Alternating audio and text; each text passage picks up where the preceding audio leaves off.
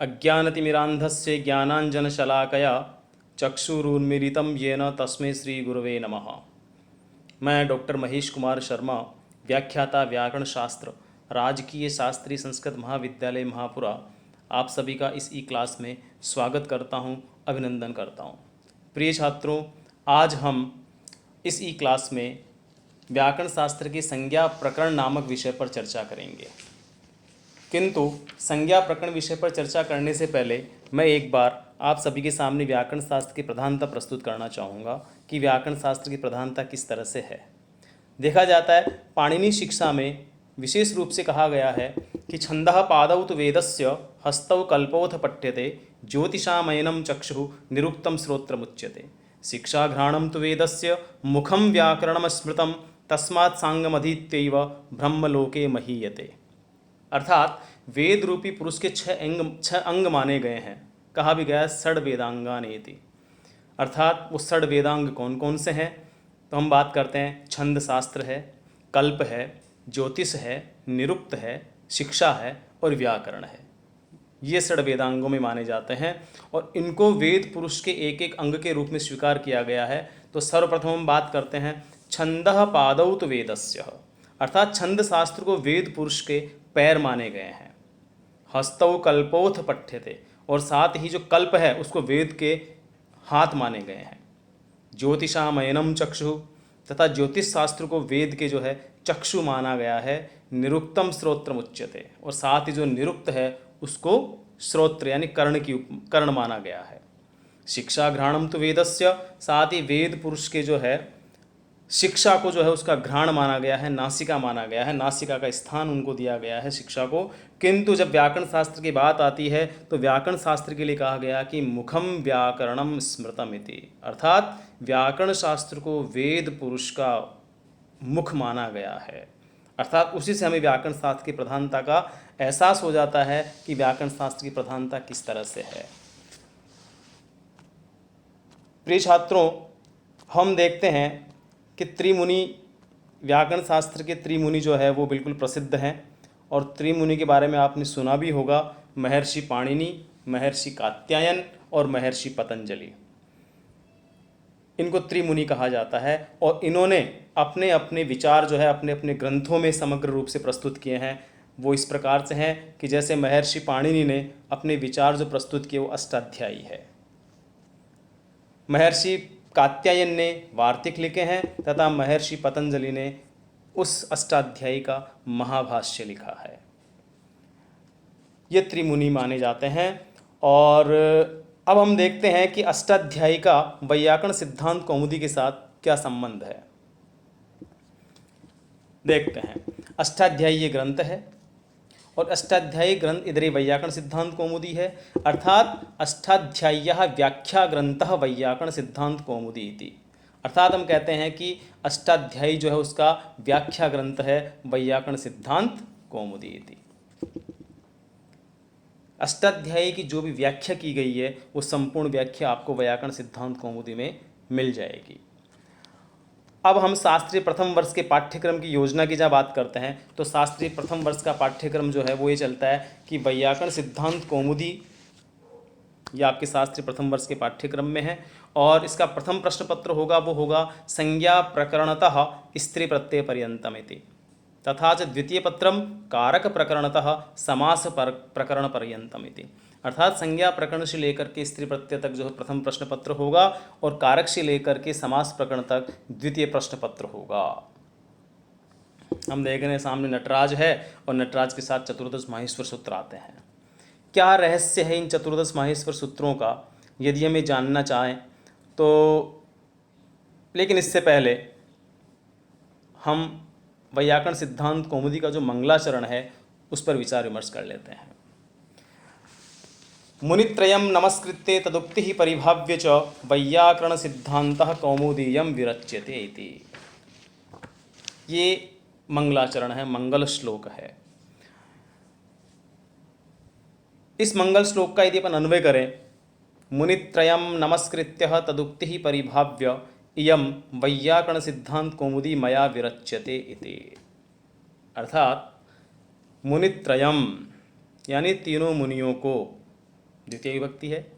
और 3 मुनि कौन कौन से हैं? महर्षि पाणिनि, महर्षि कात्यायन, महर्षि पतंजलि। अर्थात महर्षि पाणिनि, कात्यायन, पतंजलिन नमस्कृत्य प्रणम्येति, यानी तीनों मुनियों को नमस्कार करके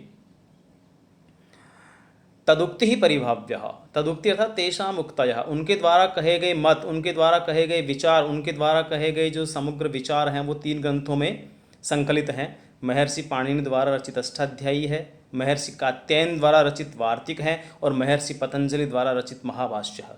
इन तीनों विषयों पर अच्छी तरह से विचार विमर्श करके, परिभाव्य अर्थात सम्यक विचार्य, अच्छी तरह से विचार विमर्श करके इयम वैयाकरण सिद्धांत कौमुदी, यानी इस वैयाकरण सिद्धांत कौमुदी की मया विरचित, यानी मेरे द्वारा रचना की जा रही है। मया यहाँ पर भट्टोजी दीक्षित के लिए कह रहे हैं, मया अर्थात भट्टोजी दीक्षितेन विरच्यते इति। देखा जाए मुनित्रयम शब्द की व्युत्पत्ति प्रदर्शन पूर्वक अर्थ दिए अपन देखें तो मुनिनाम त्रयम मुनित्रयम इति, षष्ठी समास है, त्रयाणाम मुनिनाम समुदाय इति यावत्। नमस्कृत्य नमसित्व पदात् क्री धातुः ल्यप् प्रत्यकृते नमस्कृत्य इति पदम निष्पन्नो भवति। व्याक्रियन्ते व्युत्पाद्यन्ते शब्दः अनेनिति व्याकरणमिति। अब हम बात करेंगे व्याकरण और वैयाकरण, इन दोनों में क्या अंतर है। सीधी सी बात है, व्याक्रियन्ते व्युत्पाद्यन्ते शब्दा अनेन इति व्याकरण शास्त्रम, अर्थात जिस शास्त्र के द्वारा शब्दों का व्युत्पत्ति प्रदर्शन पूर्वक अर्थ प्रदर्शित किया जा रहा हो उसको हम व्याकरण शास्त्र कहते हैं। और व्याकरणम अधीयते विदन्ति वा इति वैयाकरणात्, व्याकरण शास्त्र को जानने वाले, व्याकरण शास्त्र का अध्ययन करने वाले जो हैं उनको अपन वैयाकरण कहते हैं। अर्थात व्याकरण एक शास्त्र है और उस व्याकरण रूपी शास्त्र का अध्ययन करने वाले जो हैं उनको हम वैयाकरण कहते हैं। यानी व्याकरण शब्द से तदधीते तद्वेधे सूत्र से अणप्रत्यय होकर के प्रथमा विभक्ति के बहुवचन में शब्द बनता है वैयाकरणाः इति। वैयाकरण सिद्धांत कौमुदी, वैयाकरण अपन ने समझा, इसके बाद आता है सिद्धांताः, सिद्धः अन्तः येषां ते इति सिद्धांतः, और वैयाकरणानां सिद्धांत इति वैयाकरण सिद्धांतः, यानी उन वैयाकरणों के जो सिद्धांत है, उन सिद्धांतों की जो कौमुदी है, प्रकाशिका है, उसको हम वैयाकरण सिद्धांत कौमुदी कहते हैं। छात्रों, अब यहाँ पर एक संशय उत्पन्न होता है, एक शंका है कि इस मंगलाचरण में मुनित्रयम नमस्कृत्य इत्यत्र मुनित्रयम इत्यस्मिन् पदे द्वितीया विभक्ति कथमिति। यतो हि नमः इत्यस्मिन् योगे तु नमः स्वस्ति स्वाहा स्वदा अलम वसट योगाच्च इति सूत्रेण चतुर्थी विभक्ति स्यात्, तर्हि अत्र मुनित्रयम इत्यत्र द्वितीया विभक्ति कथम। ये एक प्रश्न आता है और इस प्रश्न के उत्तर में महर्षि पाणिनि कहते हैं कि उपपद विभक्ति ही कारक विभक्ति बलीयसी इति, अर्थात उपपद विभक्ति की अपेक्षा में कारक विभक्ति बलवान होती है, इसलिए यहाँ पर मुनित्रयम में द्वितीय विभक्ति आई। तब हमारे मन में एक प्रश्न उत्पन्न होता है कि उपपद विभक्ति किसे कहते हैं और कारक विभक्ति किसे कहते हैं, ये अर्थ जानना बहुत आवश्यक है। तो उपपद विभक्ति के लिए कहा गया पदांतर योग निमित्ता विभक्ति ही उपपद विभक्ति ही, अर्थात किसी एक पद को मान करके जो विभक्ति आ रही हो, किसी एक पद को निमित्त मान करके जिसके योग में हम कोई विभक्ति ला रहे हैं वो उपपद विभक्ति कहलाती है। यथा गुरवे नमः, यहीं पर अपन बात कर लेते हैं गुरवे नमः इति। यहाँ गुरु शब्द है, गुरु शब्द के बाद में नमः पद आ रहा है केवल मात्र, और उसके लिए सूत्र आता नमः स्वस्ति स्वाहा स्वधा अलम वसट योगाच्च, अर्थात इस नमः इस उपपद के योग में गुरु शब्द में चतुर्थी विभक्ति हुई है, इसलिए वहाँ शब्द बन गया गुरवे नमः इति। किंतु जब कारक विभक्ति की बात करते हैं तो कहते हैं क्रियाजनकार्थ विभक्ति तत्वम कारक विभक्ति तत्वम इति, यानी क्रियाजनकार्थ विभक्ति तत्वम, यानी क्रिया के जनक, क्रिया के जनक यानी उत्पन्न क्रिया के साथ मिलकर के जो विभक्ति आ रही हो उसको हम कारक विभक्ति कहते हैं।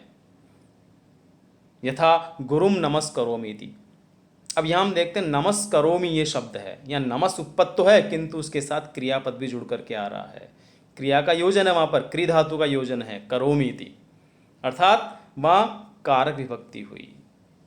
यदि केवल नमः पद होता तब उपपद विभक्ति है, किंतु नमस्करोमि यदि शब्द आ रहा है तो फिर वहाँ पर कारक विभक्ति हुई, और कारक विभक्ति की जहाँ पर अपेक्षा होती है वहाँ पर द्वितीय विभक्ति होती है। इसलिए गुरुम नमस्करोमि, गुरु को नमस्कार करता हूँ, ये वहाँ पर वाक्य बनता है। इसलिए मुनित्रयम नमस्कृत्य की बात करते तो नमस्कृत्य यहाँ पर नमस् उपपद पूर्वकात् क्री धातु हो ल्यप प्रत्यय कृत्य सति नमस्कृत्येति शब्दोयम निष्पन्नो भवति, अर्थात नमस्कृत्येति कारक विभक्ति है, और कारक विभक्ति के योग में वहाँ पर द्वितीय विभक्ति आई, न कि चतुर्थी विभक्ति।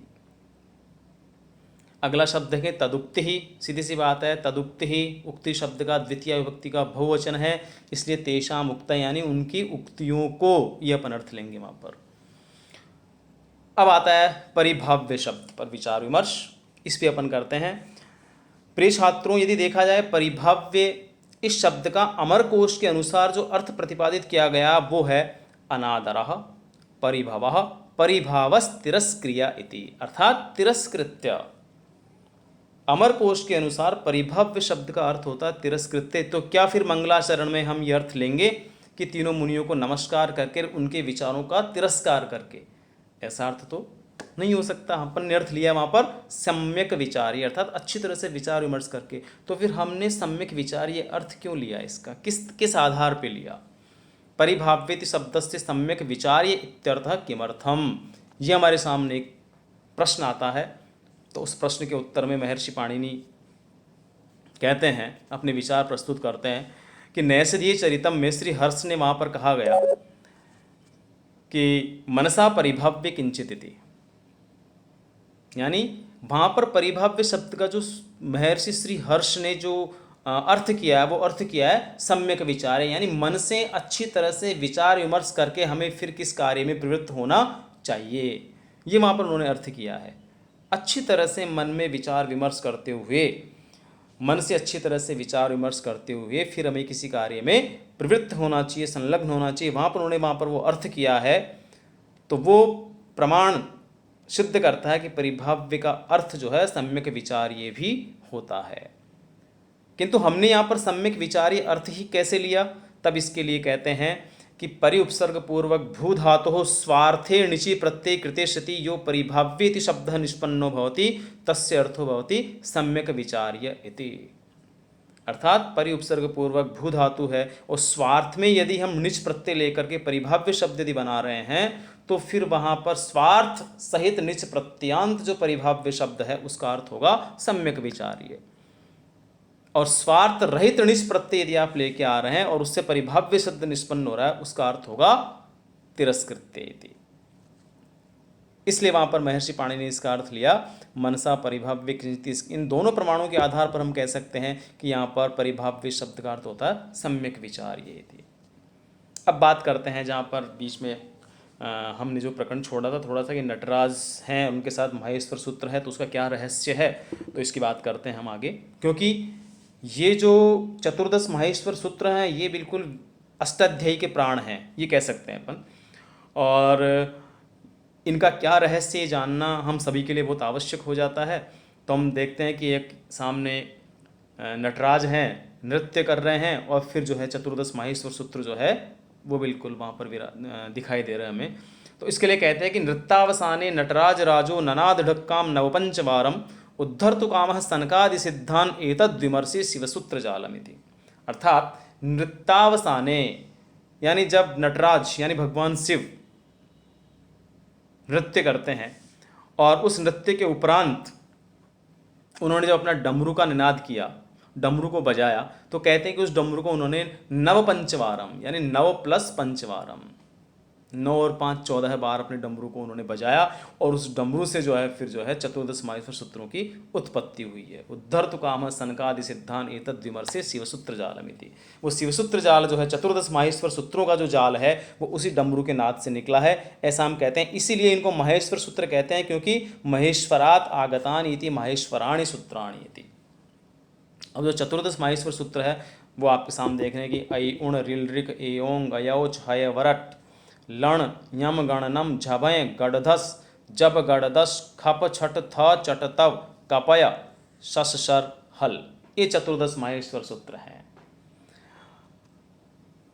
इन चतुर्दश माहेश्वर सूत्रों में देखा जाए तो इनके लिए कहते हैं कि एतानी चतुर्दश माहेश्वर सूत्राणि अनादि संज्ञार्थानी थी, यानी जो चतुर्दश माहेश्वर सूत्र हैं वो अण आदि संज्ञाओं के लिए है। अण, अक, अच, हल, अट इत्यादि प्रत्याहार बनाने के लिए चतुर्दश माहेश्वर सूत्र आए हैं।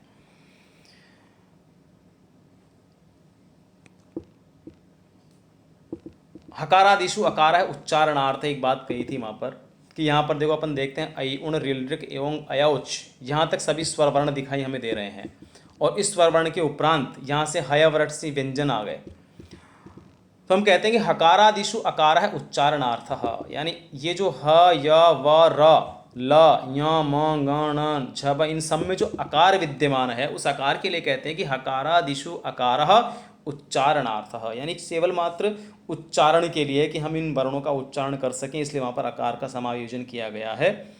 किंतु लण मध्य तो इत्संज्ञकः, यहाँ पर हम बात कर रहे हैं एक बार अण प्रत्याहार कैसे बनाए इस पे भी आएंगे, लेकिन इससे पहले अपन जो है इस पे विचार विमर्श कर लेते हैं कि हकारादिशु अकार है उच्चारणार्थकः किंतु लण मध्य तो इत्संज्ञकः, ये जो बात कही वहाँ पर ऐसा क्यों कहा उन्होंने, यानी हय वरट से लेकर के हल के लय तक, हय वरट के है से लेकर के और हल के है तक जहाँ पर व्यंजन आ रहे हैं सारे, उन व्यंजनों में जो अकार आ रहा है वो केवल मात्र उच्चारणार्थक है, किंतु लण मध्य यानी छठा माहेश्वर सूत्र जो है उसमें लय विद्यमान है, उस लण माहेश्वर सूत्र में लय में जो अ है उसके हम इत्संज्ञा करते हैं, वो उच्चारणार्थक नहीं बल्कि वो इत्संज्ञक है अकार।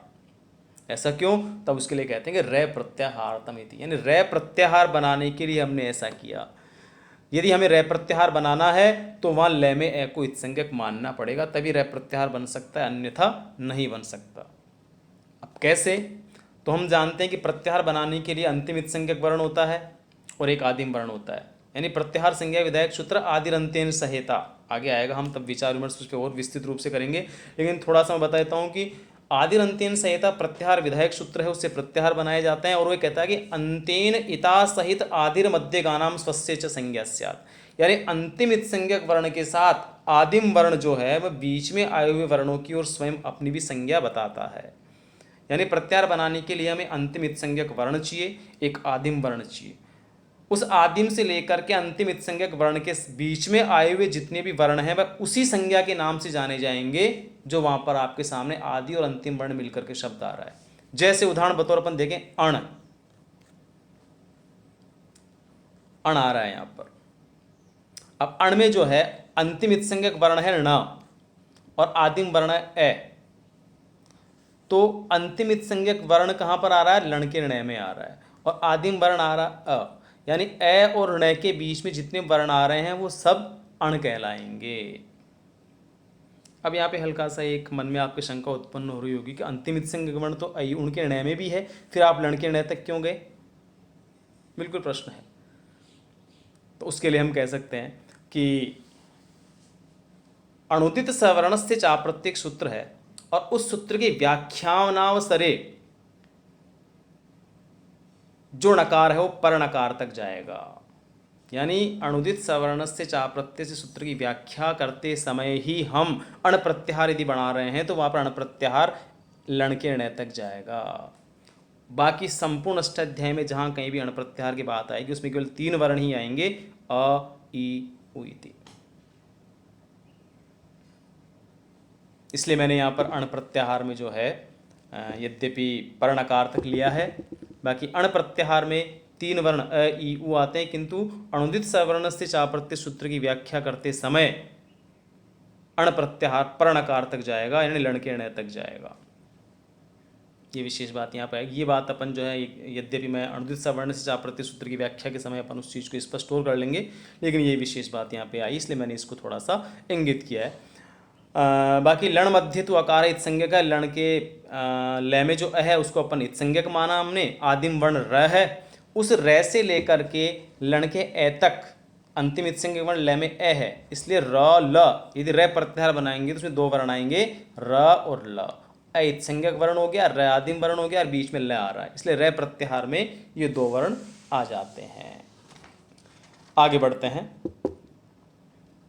अब हम बात करते हैं संज्ञा और संज्ञा विधायक सूत्रों की, क्योंकि संज्ञा प्रकरण जो नाम पढ़ा हो इसीलिए पढ़ा है इसका, क्योंकि इसमें संज्ञा और किस सूत्र के द्वारा कौन सी संज्ञा का विधान किया गया है ये इसमें विशेष रूप से बताया गया है। आज हम अपनी इस कक्षा में केवल मात्र आपके सामने जो यहाँ स्लाइड में आ रहा है इत संज्ञा, प्रत्याहार, ह्रस्व दीर्घ प्लुत और उदात्त संज्ञा, इनका विचार विमर्श करेंगे। इनके आगे आने वाली संज्ञाओं का विचार विमर्श अपन अपनी नेक्स्ट क्लास में करेंगे। सबसे पहले हम बात करते हैं इत संज्ञा की। इत संज्ञा विधायक सूत्र है हलन्त्यम इति, अर्थात हलन्त्यम सूत्र से इत संज्ञा होती है। लेकिन किनकी होती है तो उसके लिए हमारे सामने यहाँ पर वृत्ति है उपदेशे अंत्यम हलित स्यात् इति, अर्थात उपदेश अवस्था में विद्यमान अंतिम हल वर्ण की इत संज्ञा होती है। अर्थ तो अपन ने कर दिया, वृत्ति हमारे सामने है उपदेश अंत्यम हलित स्यात् इति। उपदेश अर्थात उपदेश अवस्था में विद्यमान जो अंतिम हल वर्ण है उसकी हम इत संज्ञा करते हैं। उसी क्षण हमारे मन में प्रश्न आ जाता है कि उपदेश किसे कहेंगे। यहाँ पर को नाम उपदेश है, किम नाम उपदेश, तब उसके लिए कहते हैं उपदेश आद्योचारणमिति, अर्थात महर्षि पाणिनि आदि आचार्यों के द्वारा सर्वप्रथम उच्चारित वर्ण जो है आद्य उच्चारण, यानी सर्वप्रथम उच्चारित जो वर्ण है उनको हम उपदेश कहेंगे। तो ऐसे कौन से वर्ण थे जो महर्षि पाणिनि आदि आचार्यों ने सर्वप्रथम उच्चारित किए, उसके लिए हम कहते हैं धातु सूत्र गणोणादि वाक्य लिंगानुशासनम आगमः प्रत्ययादेशः उपदेशः प्रकीर्तितः इति, अर्थात धातु पाठ है, सूत्र पाठ है, गण है, उणादि प्रकरण है, वाक्य है, लिंगानुशासन है, आगम है, प्रत्यय है और आदेश है। ये सब महर्षि पाणिनि इत्यादि आचार्यों के द्वारा जो है सर्वप्रथम उच्चारित वर्ण माने गए हैं और इन्हीं को हम उपदेश कहेंगे। और इन सब में अंत में विद्यमान जो हल वर्ण रहेगा उसकी हम इत संज्ञा करते हैं। उदाहरण बतौर मैंने धातु प्रकरण से धातुओं का यहाँ पर परिगणन किया है। देखें अपन डुपचस पाके, ये धातु का उपदेश रूप है जिसे हम पच धातु कहते हैं। उसका मुख्य जो है उपदेश रूप है वो डुपचस, ये इसका अर्थ किया अपन ने। अब डुपचस पाके इस धातु में देखते हैं अपन तो अंतिम इत संज्ञक वर्ण है शकार। इस शकार की इत संज्ञा यहाँ पर हलन्त्यम सूत्र से होगी, क्योंकि यह धातु पाठ है उपदेश और उपदेश अवस्था में अंतिम हल वर्ण यहाँ पर शकार है, इसलिए हलन्त्यम सूत्र से हम इस शय की इत संज्ञा कर देते हैं। बचा डू, उसके लिए भी एक सूत्र आता है आदिनी टुडवा, उससे अपन डू की इत संज्ञा कर देते हैं। तस्य लोप से लोप हो जाता है, केवल मात्र पच धातु अवशिष्ट रहती है और उससे आगे फिर रूप निष्पन्न होते हैं। किंतु यहाँ पर शकार जो है मूर्धन्य शकार, उसकी इत संज्ञा विधायक सूत्र जो है वो है हलन्त्यम। हलन्त्यम से हम उसकी इत संज्ञा करते हैं और तस्य लोप से लोप हो जाता है। इसी तरह से डुक्रिय करणे, यहाँ भी देखा जाए क्रिय धातु में यकार है जो अंतिम हल वर्ण है, इसकी इत संज्ञा जो है हलन्त्यम सूत्र से की जाती है। डू है वो आदिरी टुडव सूत्र से डू की इत संज्ञा होगी। क्रि शेष रहता है, करोति कुरुतः कुर्वन्ति इत्यादि रूप निष्पन्न होते हैं। तो यहाँ पर जो यकार है वो इत संज्ञा कर, इसकी इत संज्ञा होती है हलन्त्यम सूत्र से।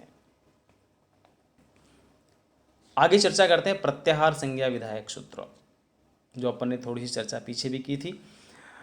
आदिरंतीन सहेता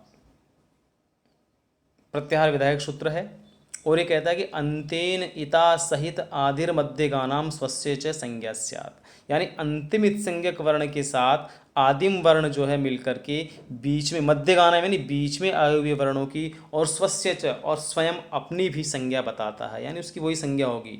जैसे अपन बात करें यहाँ पर अच, तो अच की बात करते हैं तो अच एक प्रत्याहार है, ए ई उ रिल री ए ओ ऐ औ और च, यानी अंतिम इत संज्ञक वर्ण हो गया च, आदिम वर्ण हो गया अ,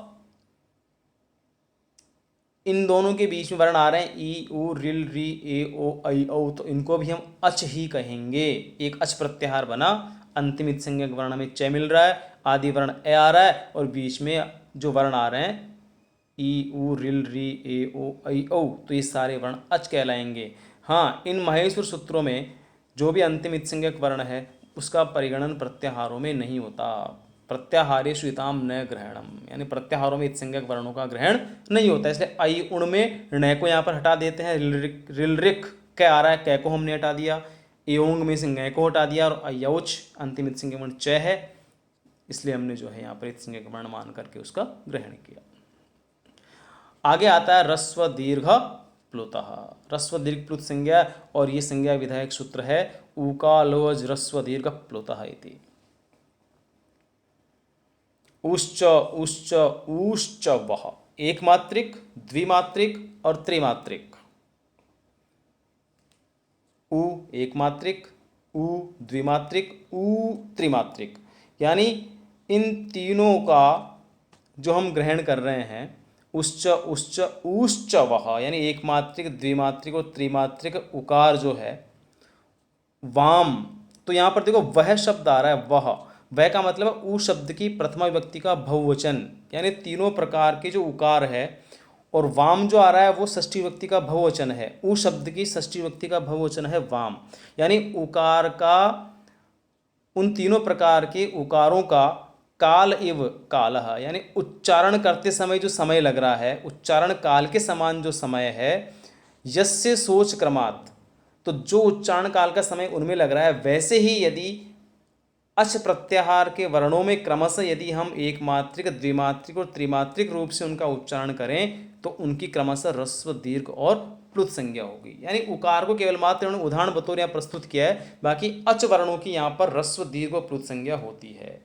तो जिस तरह से उकार की एक मात्रिक, द्विमात्रिक और त्रिमात्रिक की क्रमशः अपन उच्चारण काल के समान ह्रस्व दीर्घ और प्लुत संज्ञा करते हैं, उसी तरह से अच प्रत्याहार में परिगणित समस्त अचवर्णीय जो स्वर वर्ण है उनकी भी उसी उच्चारण काल के समान जो है ह्रस्व दीर्घ और प्लुत संज्ञा होगी। उसके बाद हम चर्चा करते हैं उदात्त संज्ञा। उदात्त संज्ञा विधायक सूत्र है उच्चैरुदात्तः।